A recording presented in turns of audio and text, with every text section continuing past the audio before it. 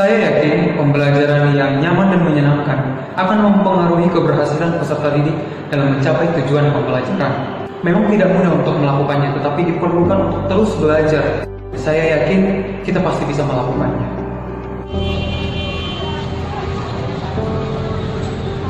Perkenalkan, nama saya Salha Siregar. Saya adalah seorang guru IPA di SMP Cinta Budaya, Kabupaten Deli Serdang. Di sini saya akan berbagi praktik baik pembelajaran yang saya sudah lakukan di kelas yang saya ampu di sekolah terkait dengan penerapan pembelajaran Team Assist Individualization berbasis TIK dengan memanfaatkan rumah belajar dan platform Merdeka Mengajar terintegrasi kearifan lokal Provinsi Sumatera Utara. Topik yang saya ambil adalah tentang materi dan perubahannya.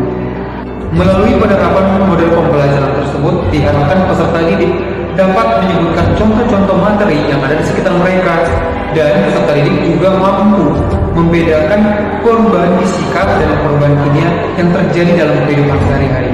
Dengan mengkaitkan pembelajaran dengan kehidupan sehari-hari, itu peserta didik akan merasa lebih nyata pembelajarannya.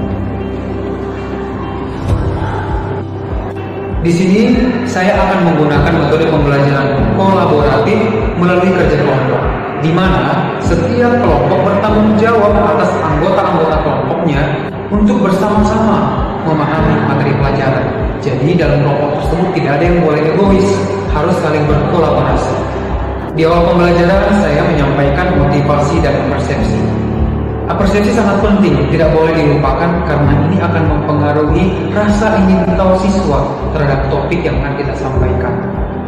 Banyak sekali peristiwa-peristiwa atau fenomena alam yang terjadi, bahkan kegiatan yang sering kita lakukan dalam kehidupan sehari-hari berhubungan dengan perubahan kimia dan juga perubahan fisika.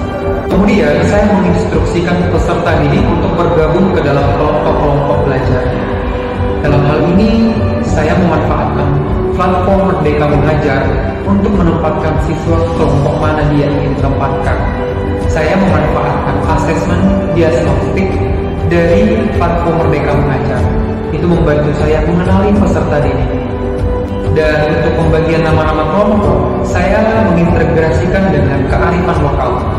Nama-nama kelompok yang saya berikan adalah tempat-tempat wisata yang ada di Sumatera Utara, misalnya Danau Toba, Pantai Cermin, Pantai Bulbul, dan lain sebagainya. Untuk penyampaian materi pembelajaran, saya menggunakan fitur sumber belajar pada portal rumah belajar untuk dipelajari oleh peserta didik bersama-sama dalam kelompoknya. Saya juga memanfaatkan televisi edukasi yang ada pada rumah belajar sehingga pembelajaran lebih berpusat kepada siswa. Disinilah saya berkesempatan untuk memperkenalkan fitur-fitur rumah belajar kepada peserta didik sehingga mereka bisa menggunakan fitur-fitur tersebut ketika mereka berada di rumah. Namun penting bagi kita Bapak Ibu guru untuk memberikan bantuan dan bimbingan ketika ada masih peserta didik yang belum memahami materi belajar.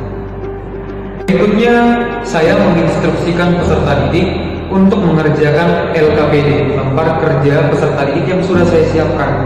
Di LKPD ini, saya mengintegrasikan dengan kearifan lokal dari suatu daerah di Sumatera Utara, di mana ada satu makanan khas di daerah Sumatera Utara, yaitu namanya ombus-ombus, yang merupakan fenomena perubahan materi.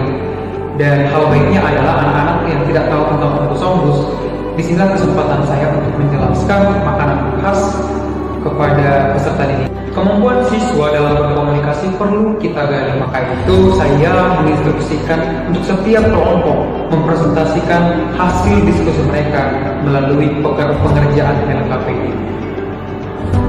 Setelah presentasi kelompok, saya menginstruksikan peserta didik untuk mengerjakan soal sebagai bentuk penilaian yang saya ambil dari bank soal pada portal rumah belajar.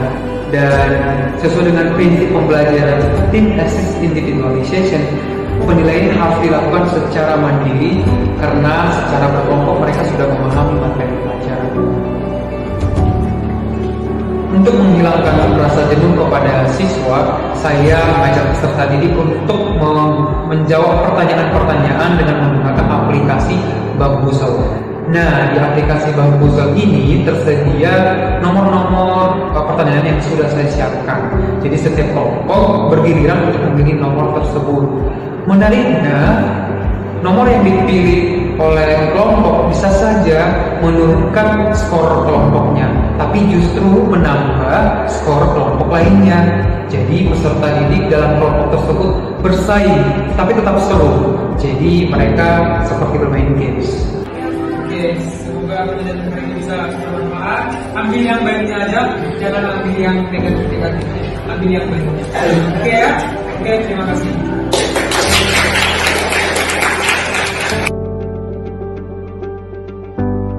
Pembelajaran hari ini sangat seru dan menyenangkan. Hari ini kami mengerjakan soal, melewati games, dan tentu itu membuat kami lebih bersemangat. Melalui LKPD yang kami kerjakan, saya dari tahu apa itu masyarakat daerah terluar di Sumatera Utara, yaitu Omnibus Law. Demikian praktik baik pembelajaran yang saya lakukan di kelas. Hari ini saya sangat terbantu dengan adanya portal Rumah Belajar dan platform Merdeka Belajar. Dan saya yakin Bapak Ibu guru hebat dimanapun Anda berada dapat menerapkan praktik baik pembelajaran ini di sekolah masing-masing.